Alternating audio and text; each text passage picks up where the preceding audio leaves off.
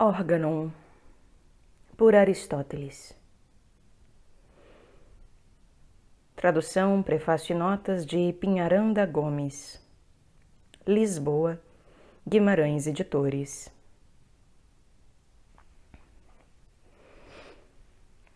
Segundo, Periermeneias.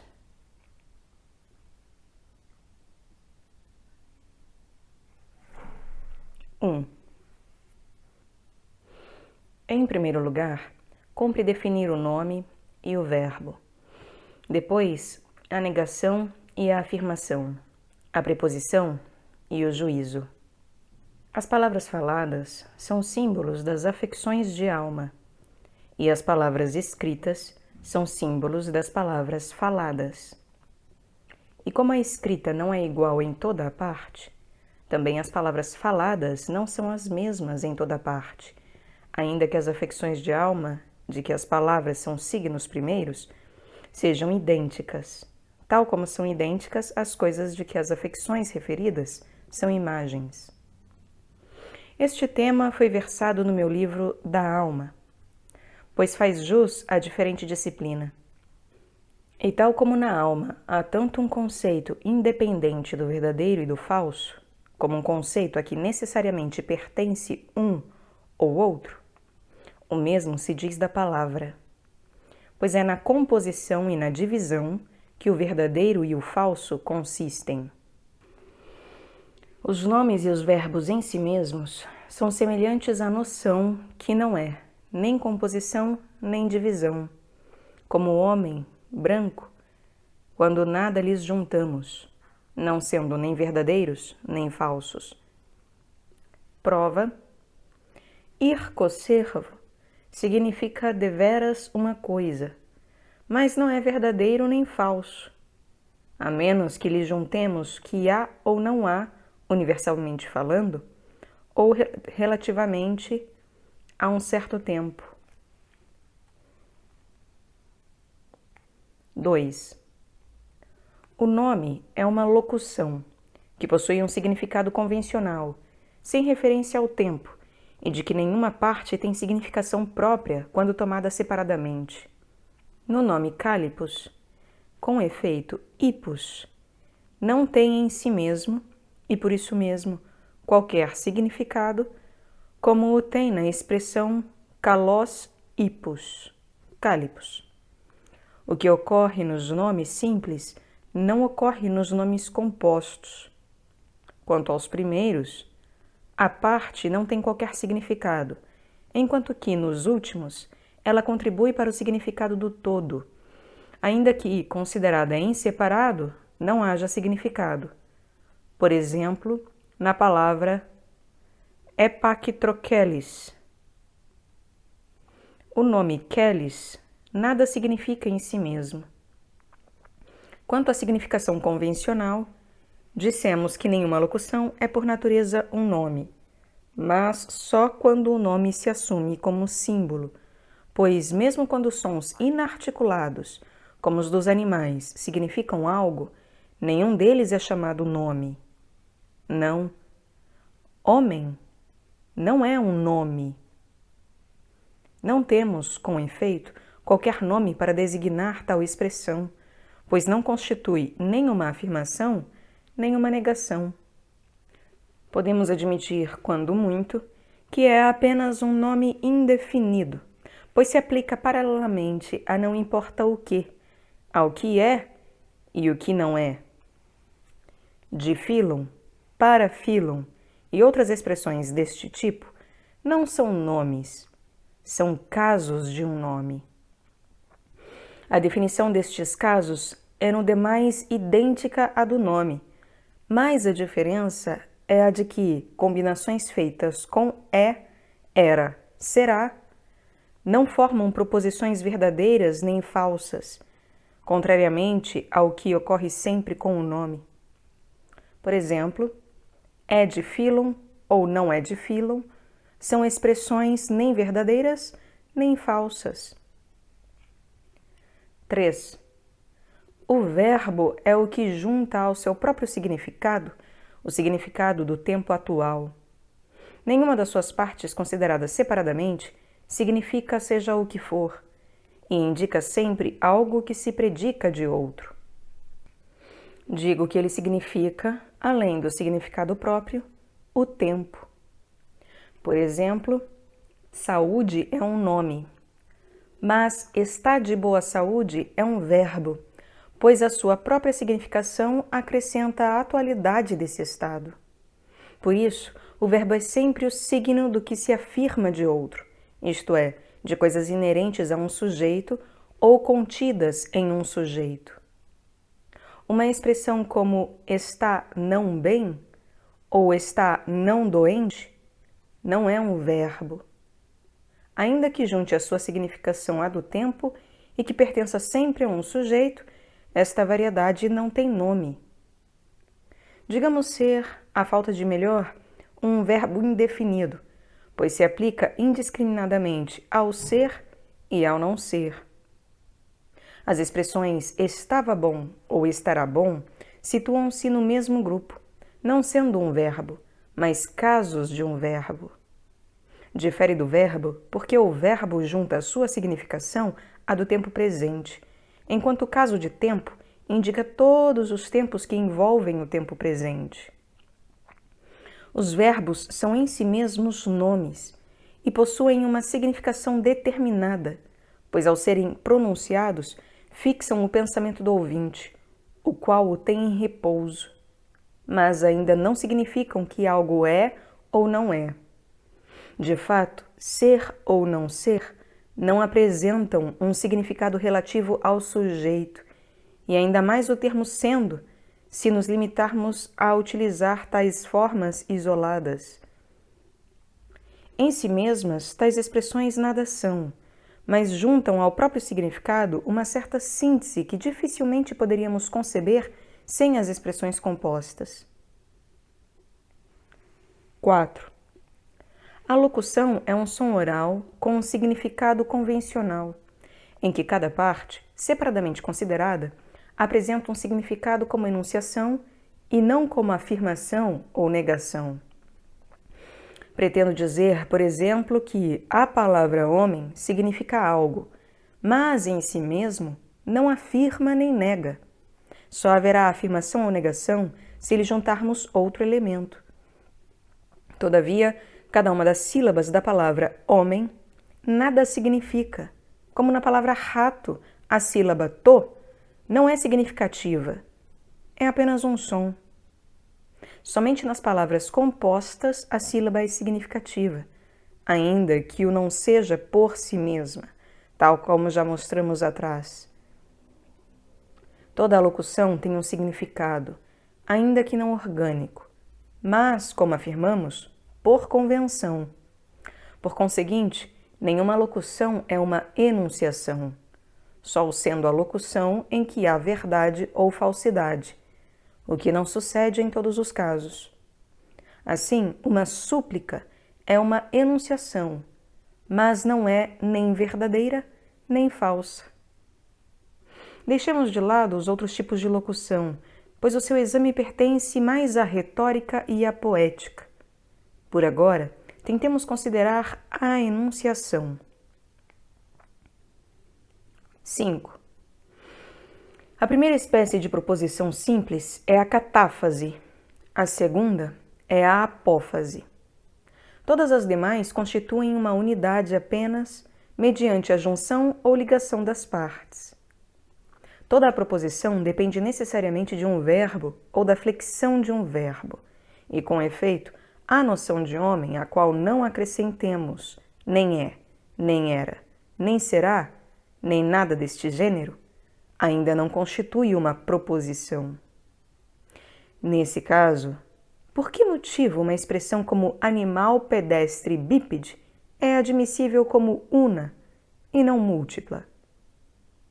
Não é de certo por essas palavras serem pronunciadas umas a seguir as outras que a expressão é una, mas este problema inere a outra disciplina. É uma proposição que exprime, seja uma coisa, seja uma unidade de coisa resultante da ligação das partes. São compostas as proposições que exprimem multiplicidade, e não um uno, ou em que as partes não estão ligadas. Dizemos que o nome e o verbo são simples fases, pois é evidente que ao exprimirmos algumas destas coisas, não formamos uma proposição. E isso ocorre quando expressamos uma opinião, ou alguém nos propõe uma questão, a qual damos uma resposta espontânea. Uma espécie destas proposições é simples. Por exemplo, afirmar algo de um sujeito e negar algo de um sujeito. A outra espécie compreende as proposições formadas por proposições simples. É o caso, por exemplo, de um juízo já feito. A proposição simples é uma emissão da voz com um significado relativo à presença ou à ausência de um predicado em um sujeito, em conformidade com os tempos. 6. Catáfase é uma proposição de algo acerca de outro. Apófase é a declaração de que algo está separado de outro. E como é possível afirmar o que pertence a uma coisa e o que não lhe pertence? O que não lhe pertence como pertencendo-lhe e o que não lhe pertence como não lhe pertencendo, e isto se pode fazer por referência aos tempos que estão fora do presente. Tudo o que se afirma é negável, e tudo o que se nega é afirmável. É, portanto, evidente que a toda a afirmação corresponde uma negação oposta, e a toda a negação corresponde uma afirmação. Chamamos antífase a oposição de uma afirmação e de uma negação. E entendo por oposta a proposição que enuncia o mesmo predicado do mesmo sujeito, mas numa acepção que não seja meramente homônima, sem prejuízo de outras exatidões deste tipo, que compilamos para enfrentar as sutilezas dos sofistas. 7. Há coisas universais e coisas particulares, e denomino universal isso cuja natureza é a de ser afirmada de vários sujeitos, e de particular o que não pode tal. Por exemplo, homem é um termo universal e Calias um termo singular ou particular. Então é necessário que a proposição de que tal coisa pertence ou não pertence a um sujeito se aplique tanto ao universal como ao particular. Se, por conseguinte, enunciarmos universalmente de um universal, por um lado, que uma coisa lhe pertence, e por outro, que não lhe pertence, teremos aí duas proposições contrárias. Ao dizer enunciar universalmente de um universal, entendo, por exemplo, formar proposições, tais como todo homem é branco, nenhum homem é branco. Mas quando, tendo ainda por sujeito um universal, duas proposições não são universais. Elas não são proposições contrárias, ainda que, por vezes, o significado seja contrário. Eis alguns exemplos de proposições acerca de universais, mas que não são de enunciado universal. O homem é branco, o homem não é branco. Homem é universal, mas a proposição não é enunciada de modo universal, pois o termo todo não exprime o universal, mas somente que o sujeito é assumido como universal. Ora, nenhuma das proposições acima contém o termo todo que, de resto, lhe pode conferir o caráter de universal, apesar de o sujeito não ser universal pelo fato de ser referido ao todo.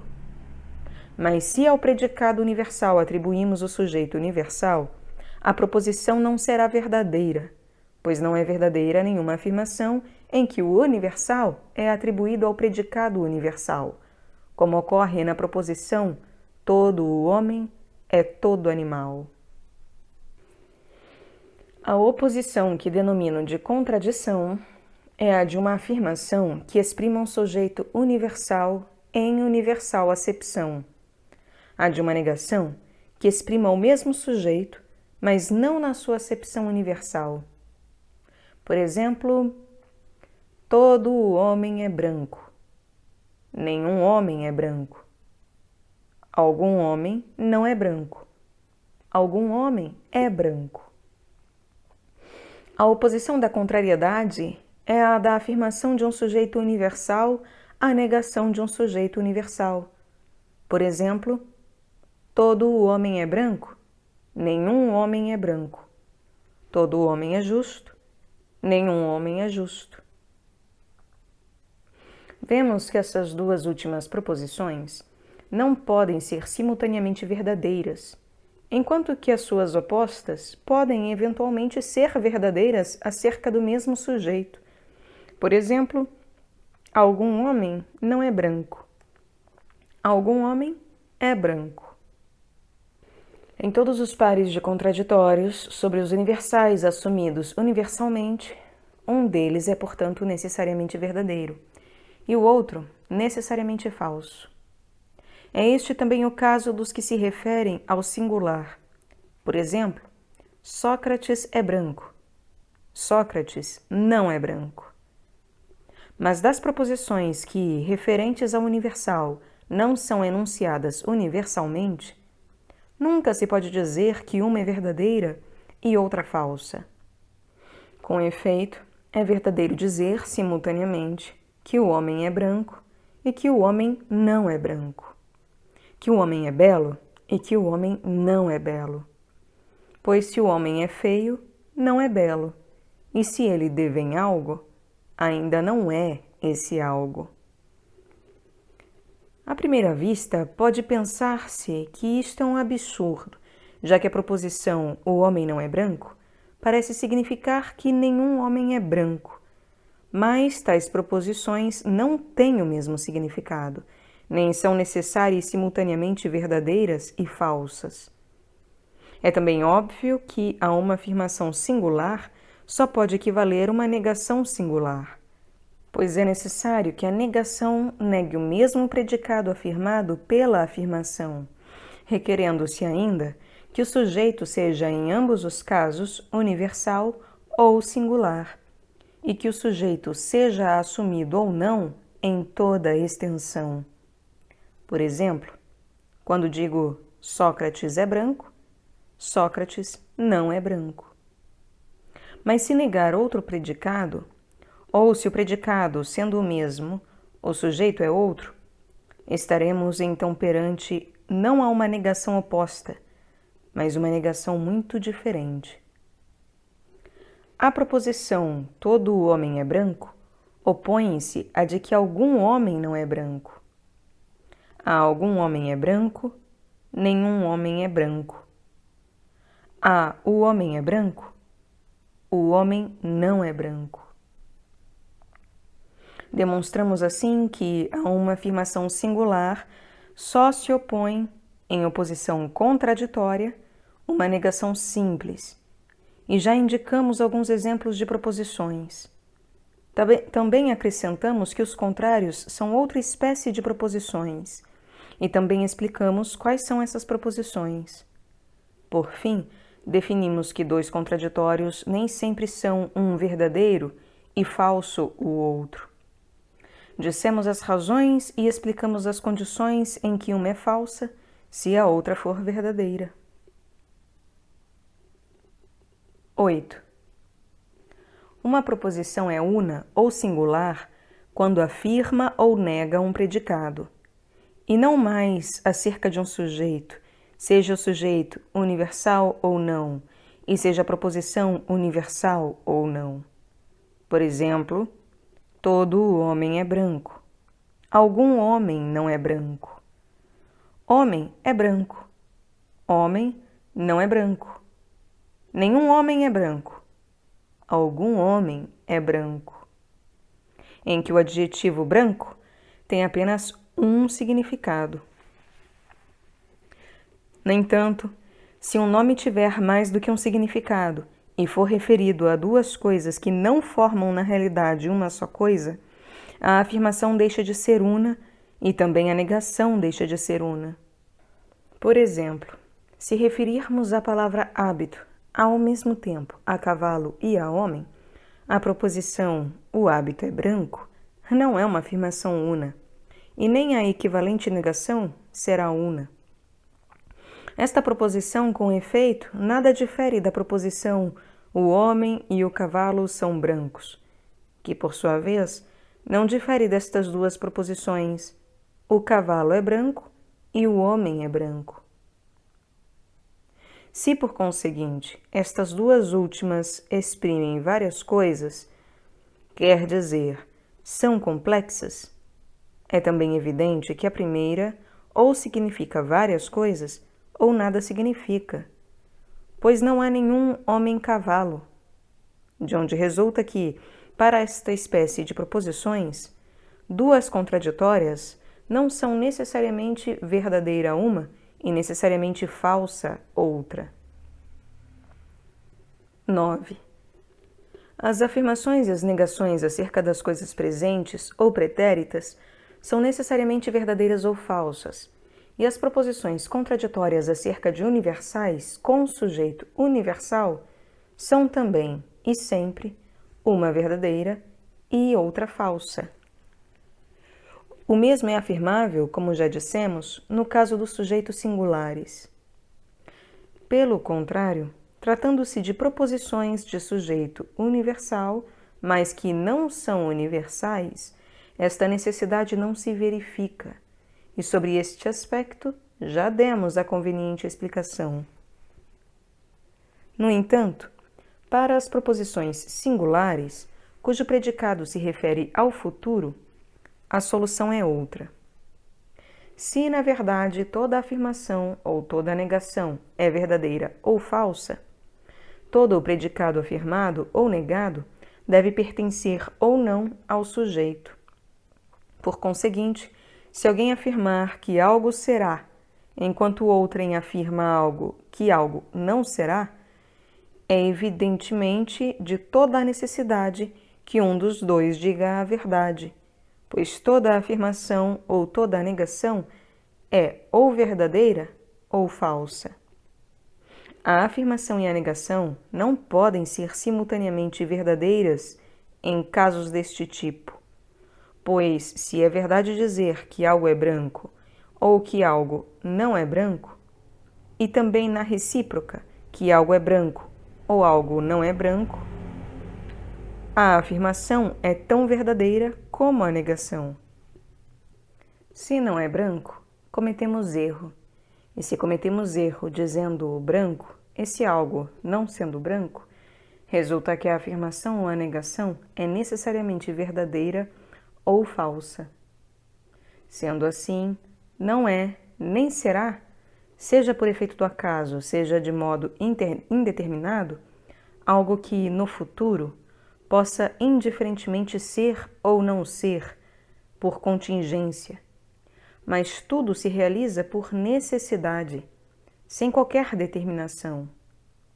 Com efeito, ou bem quem sustente que algo será, ou bem quem sustente o contrário, há de falar com verdade desse caso. Isso pode exata e igualmente ocorrer ou não ocorrer, se uma ou outra afirmação não for necessariamente verdadeira, porque a palavra contingente não é mais do que a indeterminação quanto ao presente e quanto ao futuro, sendo aquilo que pode suceder deste ou daquele modo. Além disso, se uma coisa agora é branca, então foi verdadeira a afirmação anterior de que ela seria branca, de modo que seria sempre verdadeiro dizer, não importa de que coisa, que ela é ou ela será. Mas se em todo o tempo fosse verdadeiro afirmar que uma coisa é ou será, não é, no entanto, possível que ela não seja ou não venha a ser. Ora, o que não pode ser, é impossível que o seja. E o que não pode ser, assim o é necessariamente, de onde resulta que todos os futuros se produzem necessariamente. Por conseguinte, nada acontece por contingência, nem por indeterminação, pois onde há acaso, não há necessidade. Não é, todavia, possível pretender que nem a afirmação nem a negação são verdadeiras, que não se possa dizer, por exemplo, que um tal evento se realizará ou que não se realizará.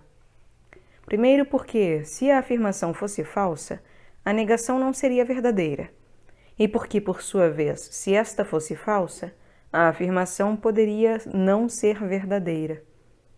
Em segundo lugar, suponhamos como verdadeiro o dizer que algo é ao mesmo tempo branco e grande.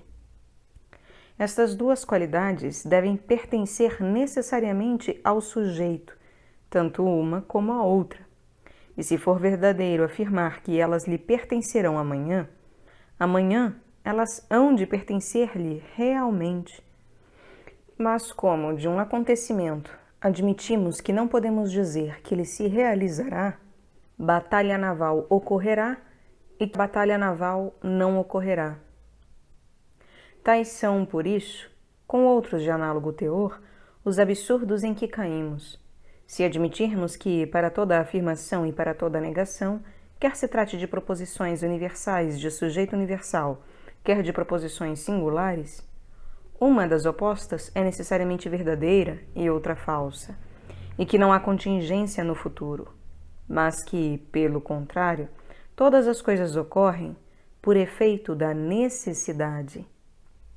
Em virtude deste juízo, não haveria necessidade de deliberar nem de ter preocupações, na certeza de que, adotada uma dada conduta, o resultado estaria determinado, e que se não adotássemos essa conduta, o resultado não se atingiria.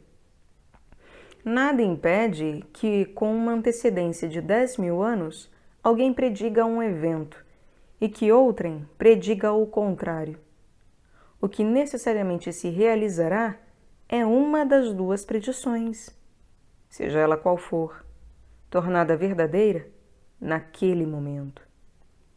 Pouco importa, aliás, que se haja feito uma afirmação ou uma negação, dado ser evidente que o real não é menos do que é, apesar da afirmação ou da negação de ser ou de poder ser, uma vez não sendo a afirmação nem a negação que levará os acontecimentos à realização, mesmo que enunciados com 10.000 anos de antecedência, ou não importa com que outra antecedência qualquer.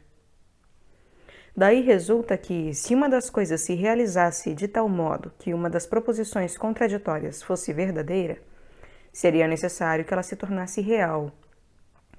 E o conjunto dos acontecimentos processou-se sempre, por hipótese, de modo a acontecer necessariamente. Pois isso, de que se disse com verdade que acontecerá, não pode deixar de acontecer. E do que aconteceu, seria sempre verdadeiro dizer que aconteceria. Mas se estas consequências forem inadmissíveis, a experiência mostra-nos que os futuros têm por princípio a deliberação e a ação, e que, de um modo geral, as coisas que não estão sempre em ato possuem a potência de ser e de não ser, de modo indiferente. Tais coisas tanto podem ser como não ser, e, pois, acontecer ou não acontecer. Temos numerosos exemplos à vista. Por exemplo, esta capa pode ser cortada em duas, mas também pode não ser cortada em duas. Pode devir usada ou perder-se antes disso. E não pode ser cortada em duas, pois a menos que esse fosse o caso, a destruição prévia da capa não era possível. O mesmo é dizível de qualquer acontecimento ao qual se atribui análoga possibilidade. É por conseguinte evidente, digo, que não é por necessidade que todas as coisas são ou serão. Há contingentes, e por isso, neste caso, a proposição afirmativa não é mais verdadeira do que a negativa, nenhuma mais falsa do que a outra, mesmo que a tendência, num certo sentido, seja mais forte e mais constante, ou que o acontecimento venha noutro sentido, que não aquele. O que é, deve ser necessariamente quando é. E o que não é, não pode ser quando não é. Eis uma afirmação necessária.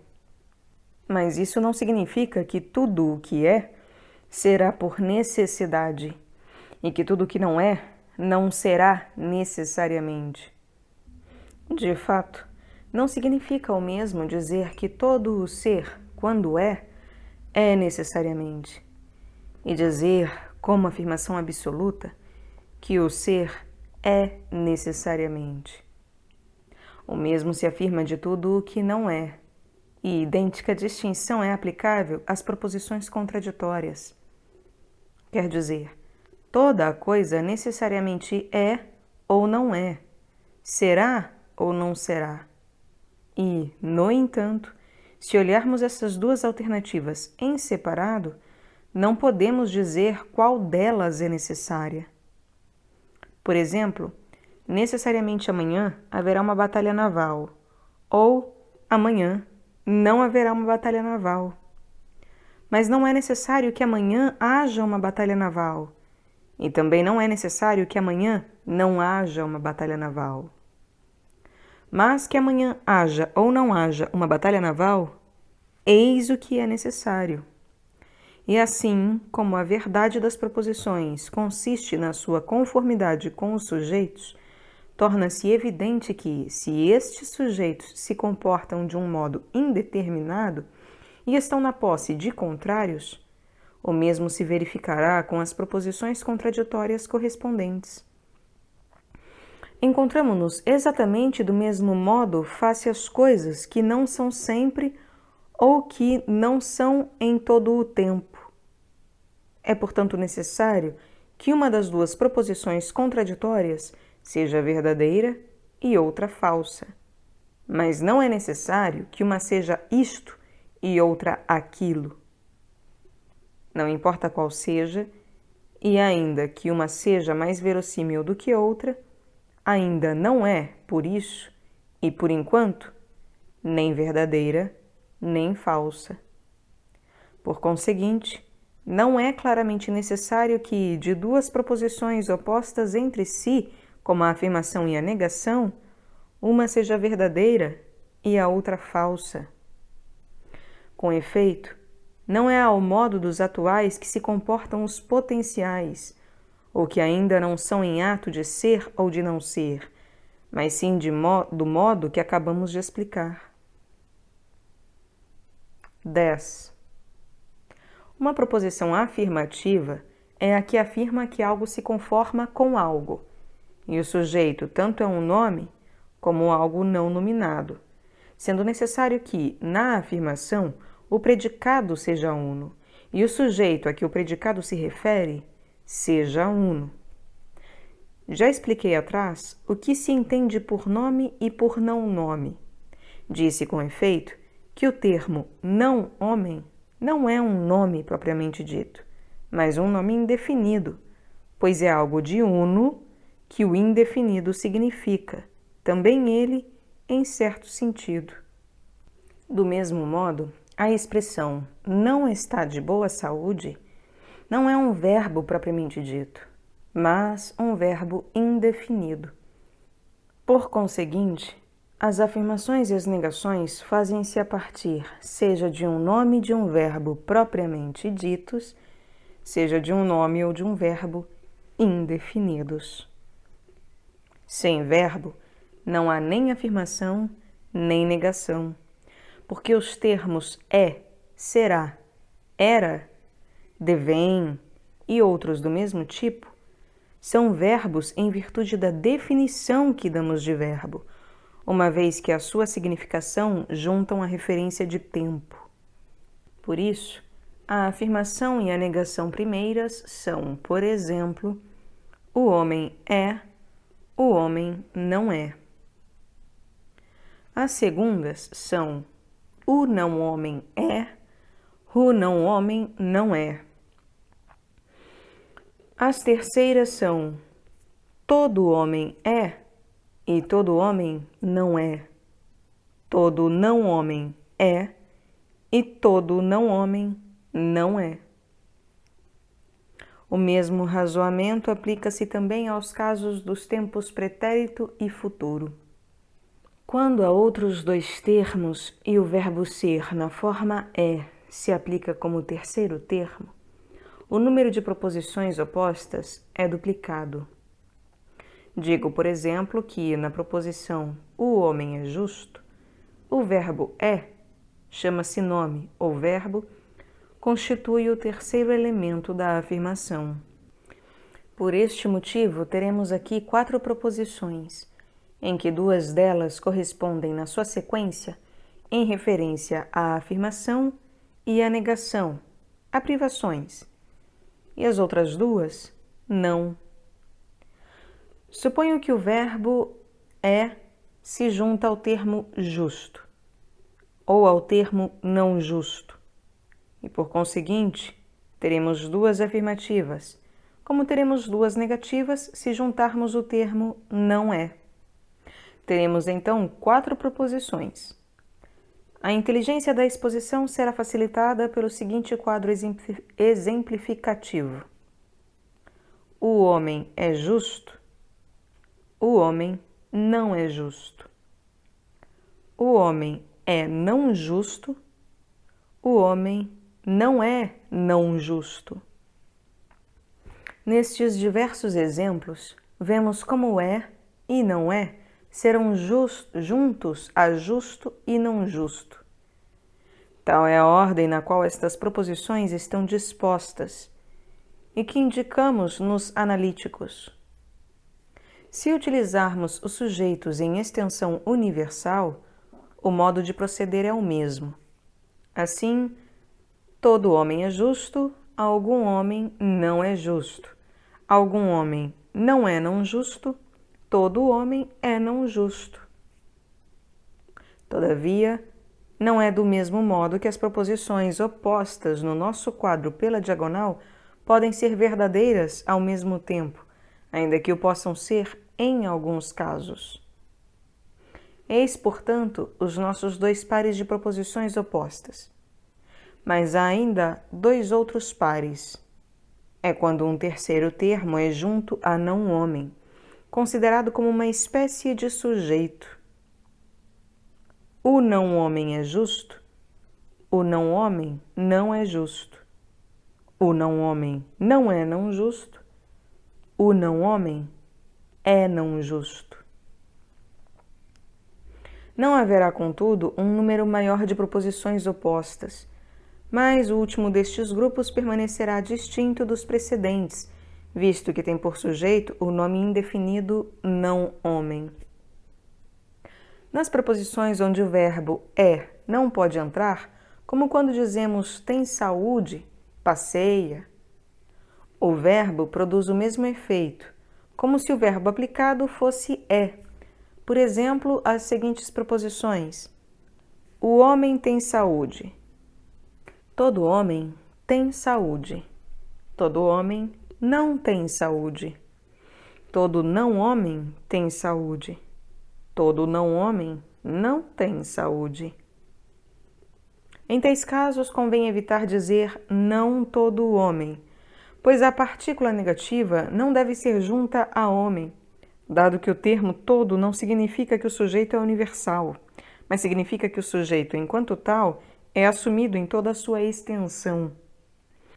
Isso é evidente em proposições tais como o homem tem saúde, o homem não tem saúde.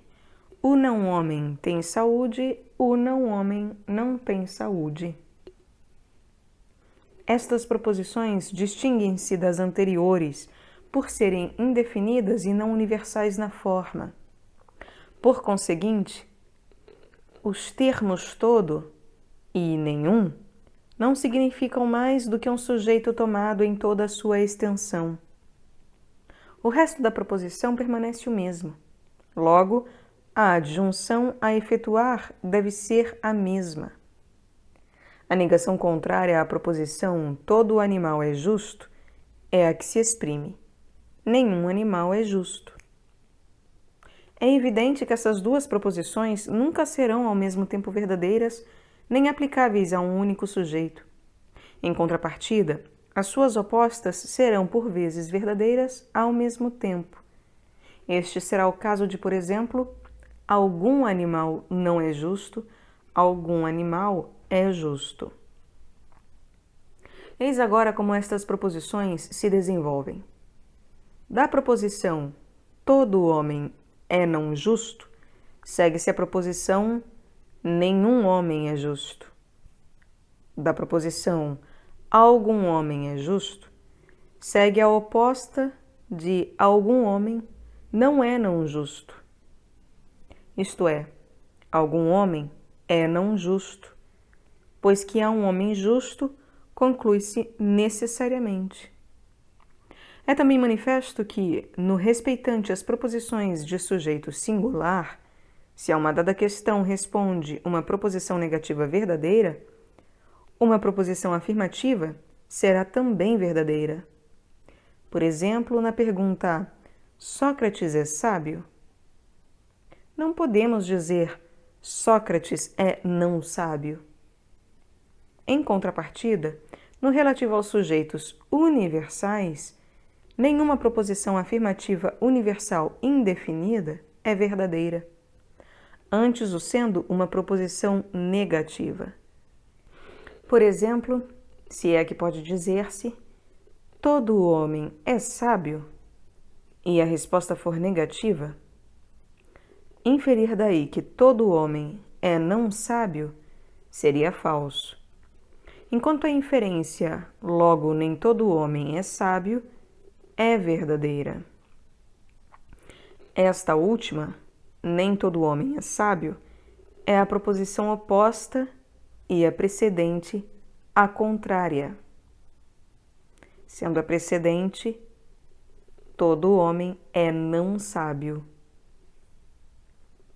As expressões negativas de nome ou de verbo indefinidos, como não homem ou não justo, poderiam considerar-se como negações sem nome ou sem verbo enquanto tais. De fato, elas não são tal, porque a negação é necessariamente verdadeira ou falsa. Ora, limitarmos-nos a dizer não homem, sem nada lhe acrescentar, é dizer apenas o que diz a palavra homem. É mesmo achar-se mais, seja na verdade, seja no erro.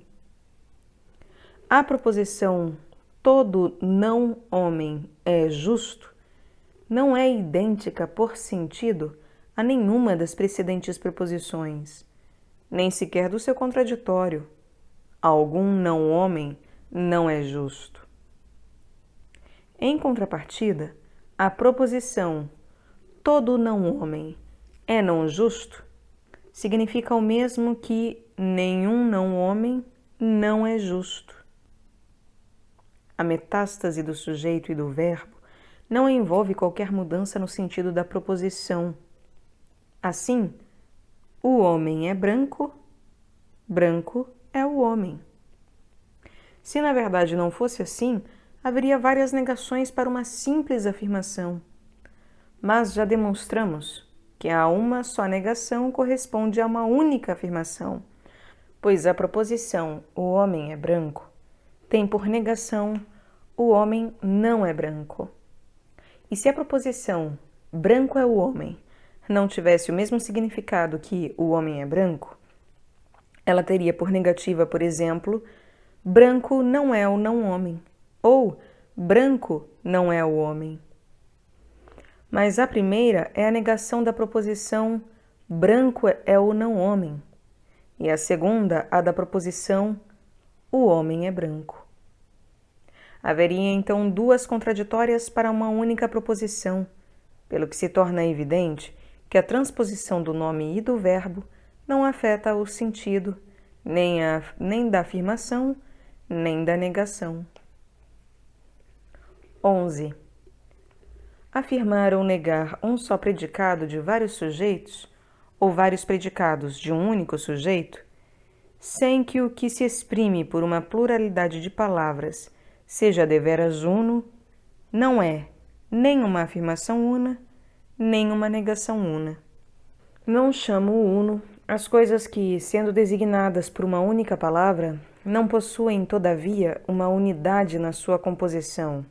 Por exemplo, o homem é sem dúvida animal, bípede e doméstico. Mas estas coisas unem-se entre si em algo de uno, formado por aquelas determinações, enquanto de branco, o homem e passear não se forma uma coisa una. Então, se, destes três termos, assumidos como sujeitos, afirmamos um único predicado, não haverá real unidade de afirmação, mas unidade meramente verbal, sendo múltiplas as afirmações. Se de um só sujeito afirmar esses três termos a título de predicados, também não haverá unidade de afirmação, mas as afirmações serão por igual múltiplas. Se a interrogação dialética é a procura de uma resposta requerida, seja a proposição em si mesma, seja a um dos dois componentes da contradição, e a proposição será componente por si mesma de uma contradição, a resposta a dar não deve ser uma proposição una, porque a interrogação carece também ela de unidade, mesmo se a resposta for verdadeira. No livro dos tópicos dou explicações sobre este assunto. Ao mesmo tempo, é evidente que uma interrogação acerca da natureza de uma coisa não é uma interrogação dialética, porque a interrogação deve permitir a liberdade de enunciação indiferente de um ou outro componente da contradição. Por isso que é, antes de mais, necessário definir a coisa e perguntar em seguida se essa é ou não a definição da coisa. Por exemplo, de homem. Os predicados tanto podem ser composições de predicados distintos, unidos para formar em tudo um único predicado, como, ao contrário, isso pode não se verificar. Como surge esta diferença?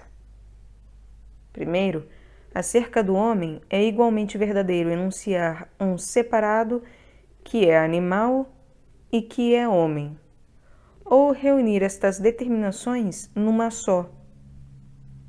Homem e branco são também predicados reuníveis, enquanto com sapateiro remendão e bom, não é lícito dizer bom sapateiro remendão. Admitir que a verdade de cada predicado separado obriga a de predicado composto é caminho para muitos absurdos. Acerca do homem, é verdadeiro afirmar homem e branco, e pois é verdadeiro afirmar o predicado total.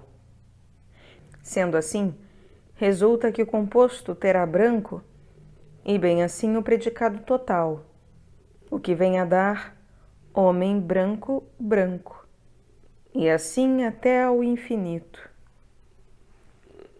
Se tomarmos os nomes músico, branco e passeia, poderemos multiplicar as combinações destes predicados de modo que, se é lícito dizer Sócrates é Sócrates e homem, também podemos dizer Sócrates homem, ou que, se Sócrates é homem e bípede, é também homem bípede. Afirmar, portanto, de forma absoluta que as combinações dos predicados são possíveis sem exceção é evidentemente uma queda em múltiplos absurdos. Digamos, pois, qual o princípio que importa. Os predicados e os termos de que podemos fazer uma afirmação, mas que são acidentais, seja em relação ao sujeito, seja em relação um ao outro, esses não podem ser combinados em unidade. Por exemplo, o homem é músico e branco. Branco e músico não podem formar uma unidade, pois só por acidente ambos pertencem simultaneamente ao mesmo sujeito. E ainda que fosse verdadeira a afirmação de que o branco é músico, os termos músico e branco ainda não formariam uma coisa una, pois é por acidente que os termos branco e músico se combinam para formar uma unidade. Assim, é por isso que não podemos dizer com absolutidade bom sapateiro remendão.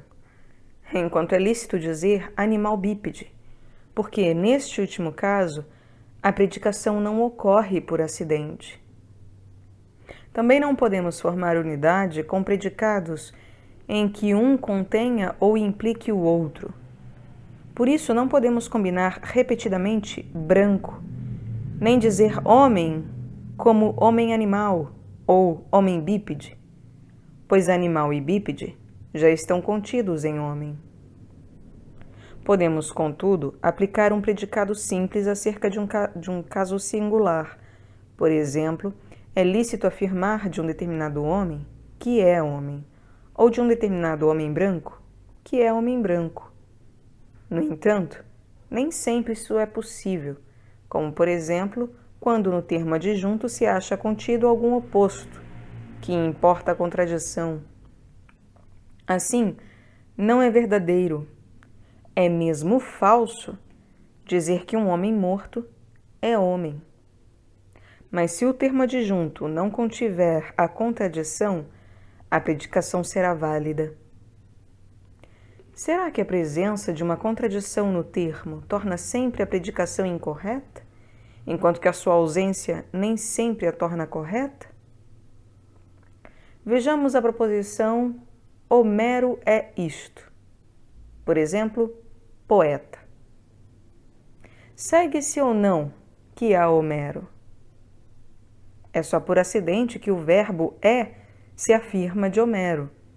E a afirmação é exprime apenas que Homero é poeta, e não que Homero é em absoluta acepção.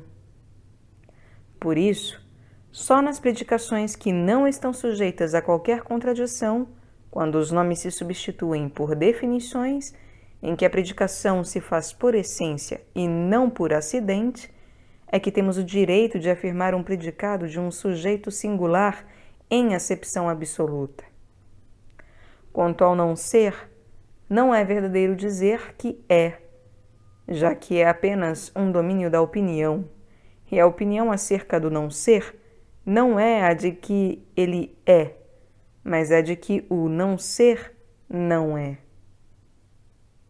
12.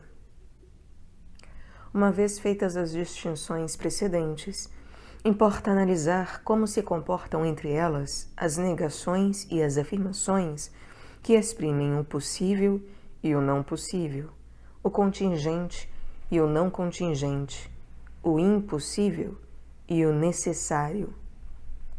A questão apresenta algumas dificuldades. Admitimos que, entre as enunciações compostas, as que se opõem por serem contraditórias são as que se correspondem uma à outra pelo verbo é ou pelo verbo não é. Por exemplo, o homem é tem por negativa o homem não é, e não o não homem é. E o homem é branco tem por negativa o homem não é branco, e não o homem é não branco. Se assim não fosse, como a afirmação e a negação são verdadeiras quanto a todos os sujeitos, seguir-se-ia a licitude da afirmação que dissesse que o lenho é o homem não branco. Sendo assim, também será para as proposições em que o verbo é não vem adjunto e em que o verbo que o substitui assume a sua função. Por exemplo, o homem passeia não terá por negação o não homem passeia, mas o homem não passeia. Não há de fato nenhuma diferença entre dizer o homem passeia e o homem passeante. Se a regra, portanto, vale em todos os casos, a enunciação é possível teria por negação é possível que não e não é possível. Mas parece que a mesma coisa pode ser ou não ser indiferentemente. Tudo o que pode ser cortado ou possa passear também pode, de igual modo, não ser cortado e não passear, porque tudo o que assim é em potência nem sempre o é em ato, de sorte que a negação também lhe pertence. porque o que é capaz de passear é também capaz de não passear, e o que pode ver também pode não ver. Todavia, é impossível que duas proposições opostas sejam verdadeiras se ditas do mesmo sujeito. Por exemplo, é possível que seja, não tem por negativa, é possível que não seja. De onde se refere ou que não podemos afirmar e negar ao mesmo tempo o mesmo predicado do sujeito, ou que não é a adjunção dos verbos é e não é, que contribui para formar as proposições afirmativas e negativas. Ora, se é exato que a primeira consequência é inadmissível, torna-se necessário optar a outra. A negação de que é possível que seja é não é possível que seja. De modo semelhante, dizemos na proposição é contingente que isso aconteça, que tem por negação não é contingente que isso aconteça. As outras proposições análogas sujeitam-se à mesma regra, quando se referem ao necessário e ao impossível.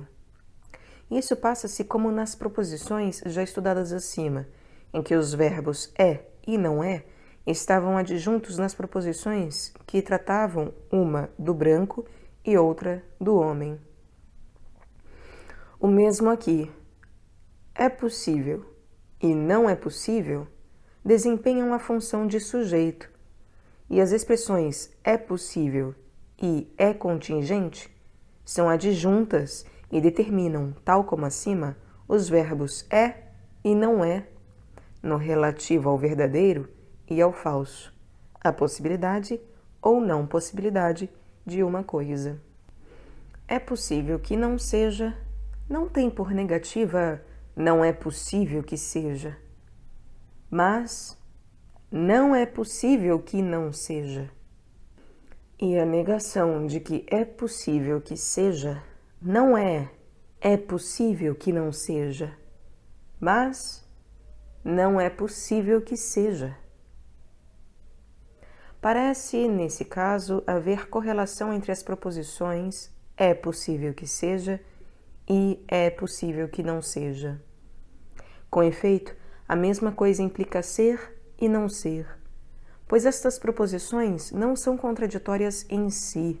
Pelo contrário, as proposições é possível que seja e não é possível que seja não podem ser verdadeiras ao mesmo tempo do mesmo sujeito, porque são opostas.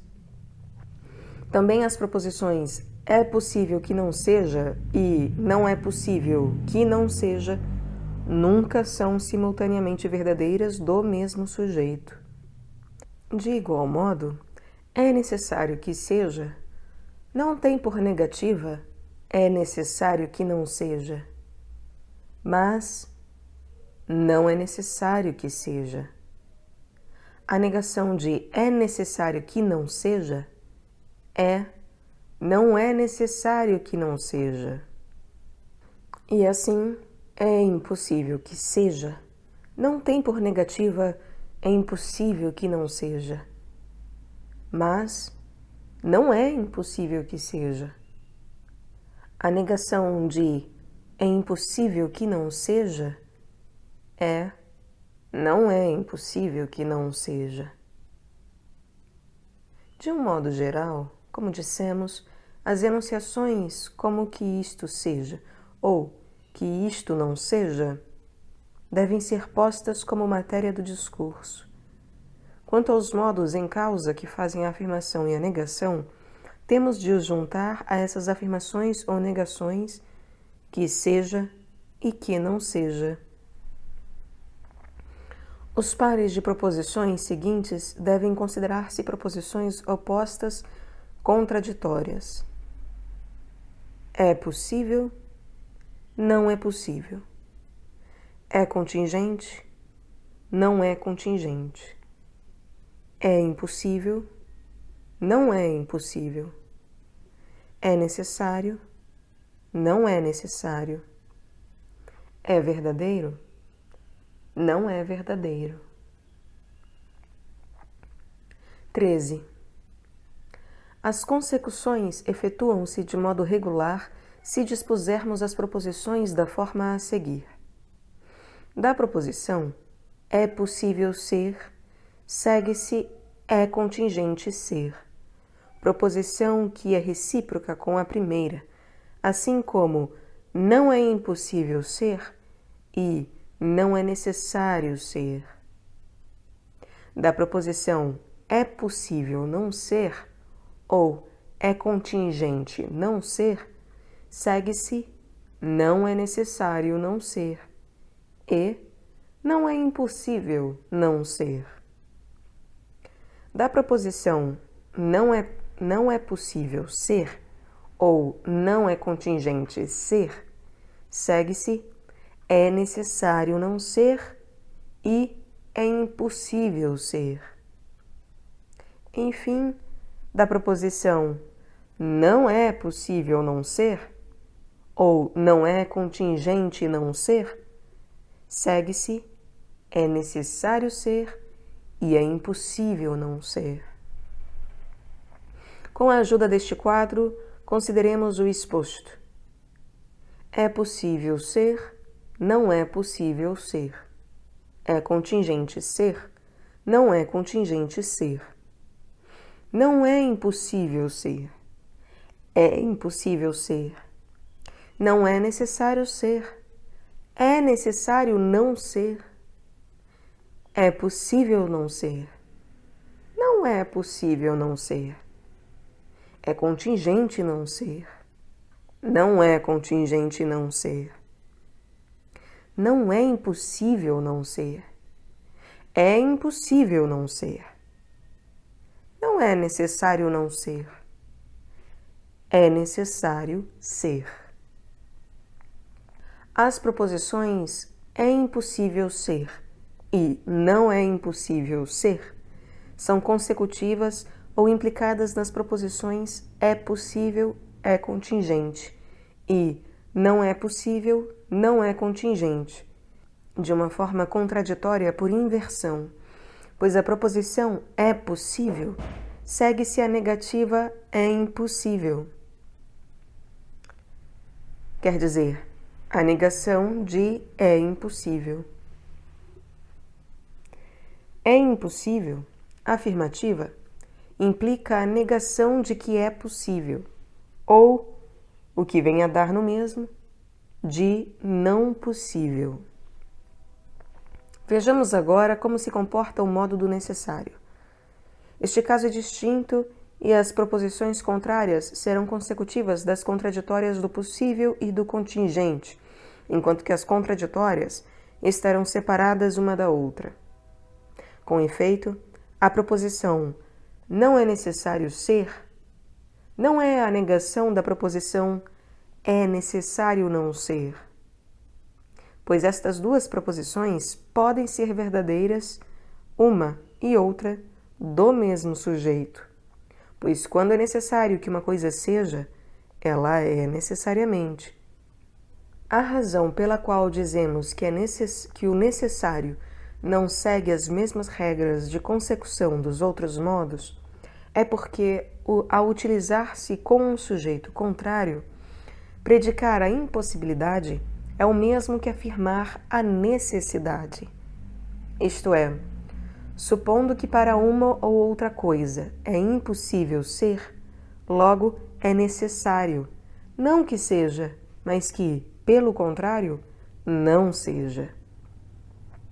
Supondo ainda que uma ou outra coisa não seja, ela deve necessariamente ser.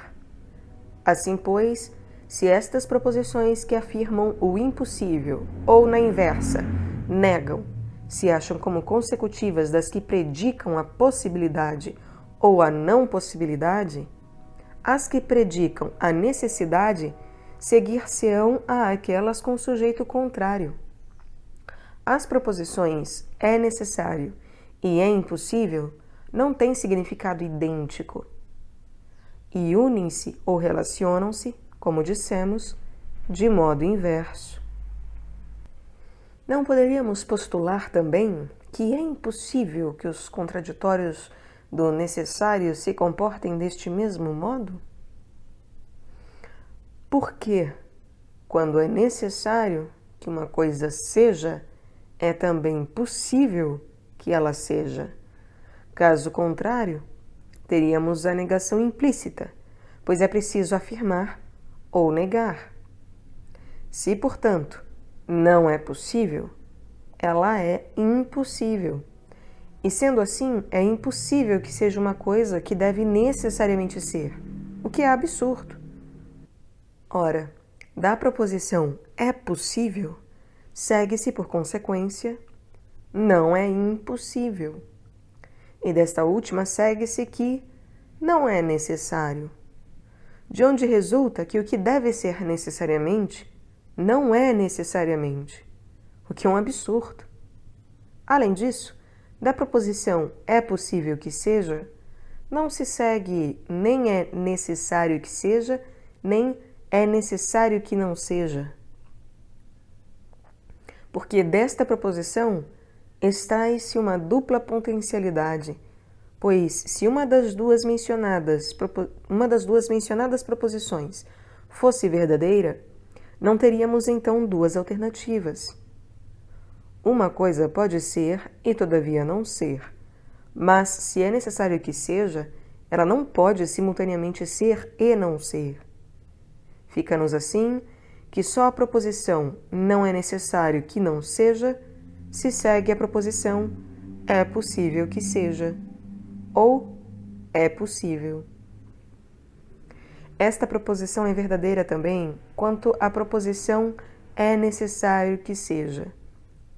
Por outro lado, esta proposição é a contraditória da que se segue a proposição não pode ser ou não é possível que seja, pois a esta última seguem-se é impossível que seja e é necessário que não seja, proposição cuja negação é não é necessário que não seja.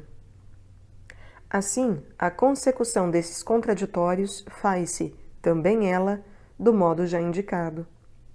E nenhuma impossibilidade provém de uma disposição deste tipo.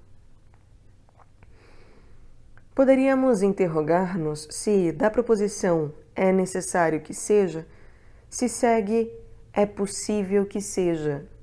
Caso contrário, dela segue-se a contraditória não é possível. E se pretendermos que tal não é a contraditória, teremos de admitir que ela é possível não ser. Ora, estas duas proposições são igualmente falsas quando aplicadas ao que é necessariamente. Portanto, é evidente que uma coisa pode ser cortada ou não cortada, ser ou não ser, de modo que daí resulta que o que é necessariamente poderia não ser, o que é falso. Mas é manifesto que não é sempre verdadeiro que o que pode ou ser ou passear seja também em potência os contrários, pois há casos em que isto não é verdadeiro. Antes de mais, temos a potência dos possíveis não racionais, por exemplo, o fogo, que tem a capacidade de emitir calor, outra potência não racional. As potências racionais são as que são em potência de vários efeitos, isto é, de contrários, enquanto as potências irracionais não se acham todas nesse caso. Como disse, o fogo não pode ao mesmo tempo emitir calor e não emitir calor, e o mesmo se diz de todas as outras coisas que estão em ato. Todavia, certas potências irracionais são também capazes de receber simultaneamente os contrários, mas, como dissemos, têm por mero propósito demonstrar que nenhuma potência recebe os opostos, mesmo quando eles equivalem à mesma noção do possível. Por vezes, certas potências dizem-se sem acepção homônima. Com efeito, o possível é em si mesmo ambíguo, pois tanto exprime o real em ato, quando dizemos, por exemplo, que o homem pode passear, porque passeia de fato, e, de um modo geral, algo é possível porque já se encontra em ato, Isso que se afirma ser possível, como o possível exprime que a coisa poderia tornar-se ato. Quando dizemos, por exemplo, que um homem pode passear, porque poderá passear. Esta última espécie de potência pertence apenas aos seres móveis, enquanto a primeira pode também predicar-se dos imóveis. Nos dois casos, tanto quanto ao homem que passeia e está em ato, como para o que tem apenas a potência, é verdadeiro dizer que não é impossível que ele passeie, enquanto não é verdadeiro afirmar uma tal possibilidade do necessário, mas podemos afirmá-la da outra espécie de necessidade. Conclusão: tal como o universal se segue do particular, o possível segue-se do necessário, embora a regra não envolva todo o possível. Podemos dizer, fora de dúvida, que o necessário e o não necessário são, para as coisas, o atual, o princípio de ser e de não ser, e que tudo o mais deve ser considerado como derivado. O que acabamos de dizer mostra desde já com clareza que o que é necessariamente é em ato. Por conseguinte, se os seres eternos têm anterioridade, o ato também deve ser anterior à potência. Certos seres são atos sem potência, por exemplo, as substâncias primeiras. Outras estão em ato com a potência e são anteriores por natureza, mas posteriores segundo o tempo. Enfim, outros nunca estão em ato, sendo puras potências. 14. Põe-se agora a questão de saber se a afirmação tem o seu contrário na negação ou em outra afirmação, se a proposição que enuncia todo o homem é justo, tem por contrário nenhum homem é justo, ou se todo homem é justo, tem por contrário todo homem é injusto. Tomando como exemplos Calias é justo e Calias não é justo, Calias é injusto, é preciso indagar quais destas proposições são contrárias. Supondo, como supomos, que os sons emitidos pela voz acompanham o que se passa na dianoia, e que na dianoia é contrário o juízo que tem um predicado contrário, como por exemplo, o juízo todo homem é justo, sendo contrário ao juízo todo homem é injusto, deve necessariamente ocorrer o mesmo com as afirmações pronunciadas. Mas se na dianoia não for o juízo de predicado contrário que é contrário, também a afirmação não será contrária à afirmação. Antes, será a negação enunciada. Por conseguinte, é necessário examinar qual o juízo verdadeiro contrário ao juízo falso. É o juízo da negação ou esse que enuncia afirmativamente o contrário? Dou um exemplo. Temos aqui um juízo verdadeiro acerca do sujeito bom, enunciado que ele é bom. Um outro, que é falso, enunciando que não é bom. Um terceiro, enfim, distinto dos outros dois, que diz é mau. Qual destes dois últimos juízos é contrário ao juízo verdadeiro? E como há um único contrário, segundo o qual destes dois juízos haverá contrariedade? Pensar que basta definir juízos contrários pelo fato de terem sujeitos contrários é um erro.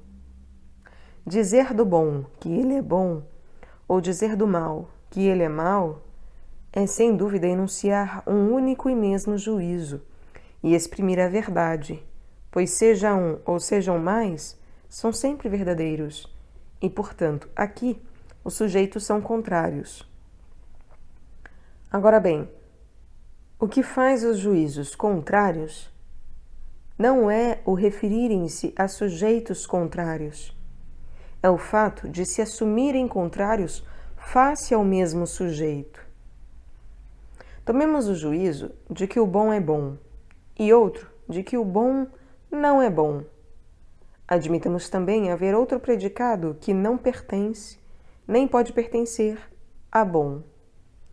Nestas condições, não deveremos propor, como contrários ao juízo verdadeiro, nem os juízos que atribuem ao sujeito o que não lhe pertence, nem os que recusam atribuir-lhe o que lhe pertence.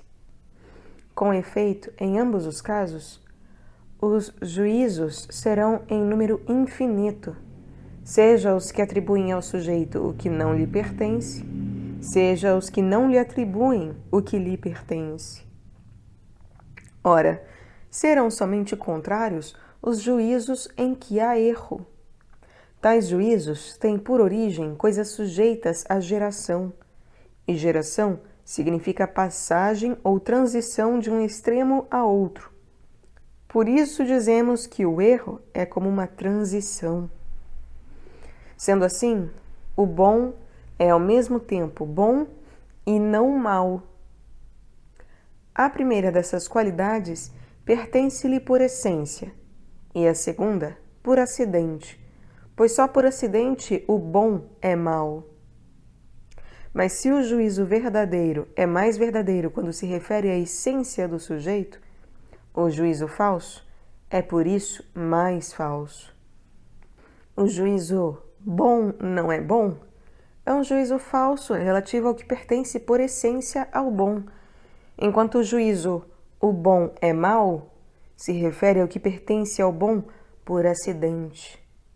Daí resulta que o juízo enunciador da negação de bom será mais falso do que o que enuncia o contrário de bom. E o erro máximo consiste, em vista de qualquer sujeito, em formular o juízo contrário à verdade, porque os contrários são o que há de mais diferente ao mesmo gênero. Se, portanto, dos dois juízos, um é contrário ao verdadeiro, e se o que exprime a negação é mais contrário, torna-se evidente que este último será o verdadeiro contrário. Quanto ao juízo, o bom é mau, é uma simples combinação de juízos, pois é necessário subentender sempre que o bom não é bom. Por outro lado, se é verdade que, mesmo em outros casos, as coisas só podem comportar-se de modo análogo a este, então, no caso vertente, a exatidão do que dissemos pode parecer garantida, pois ou a contrariedade reside sempre na negação, ou não reside em parte alguma. Ora, para os termos sem contrários, o juízo falso é o contrário ao verdadeiro. Por exemplo, julgar que o homem não é homem é formular um falso juízo. Se estas negações fossem contrárias, as demais negações sê-lo-ão também. Dizer que o bom é um juízo paralelo do que diz o não bom não é bom. E julgar que o bom não é bom é julgar também que o não bom é bom. Se tomarmos o juízo o não bom não é bom, juízo verdadeiro, qual será o contrário? Não é de certeza o juízo não bom é mau, pois este poderia ser verdadeiro, quando um juízo verdadeiro não pode ser contrário a um juízo verdadeiro. E com efeito, como pode suceder que algo não é bom seja mau, resulta daí que os dois juízos podem ser simultaneamente verdadeiros. Também não é o juízo o não bom não é mau, visto que este poderia também ele ser verdadeiro, pois estas qualidades podem estar presentes a um tempo. Resta-nos que o juízo o não bom não é bom tem por contrário o não bom é bom, que, de fato, é um juízo falso. Pelo mesmo modo, concluímos que o juízo "o bom não é bom" é o contrário do juízo "o bom é bom". Não haverá nenhuma diferença manifesta, mesmo se fizermos a afirmação universal, só que, então, o contrário será a universal negativa. Por exemplo, o juízo que se enuncia "tudo o que é bom", terá por contrário o juízo "nada do que é bom". O juízo "o bom é bom", se bom for assumido universalmente, é idêntico ao juízo que exprime que o que é bom, e este não difere em nada do juízo que diz "tudo o que é bom". O mesmo se afirma dos juízos acerca do não bom. Se, pois, tudo se passa deste modo no juízo, e se as afirmações e as negações proferidas pela voz são símbolos das que estão na mente, conclui-se que a afirmação tem por contrário a negação acerca do mesmo sujeito universal. Assim, as proposições "tudo o que é bom" ou "todo homem é bom" têm por contrários "nada do que é bom" e "nenhum bom é bom" ou "nenhum homem é bom".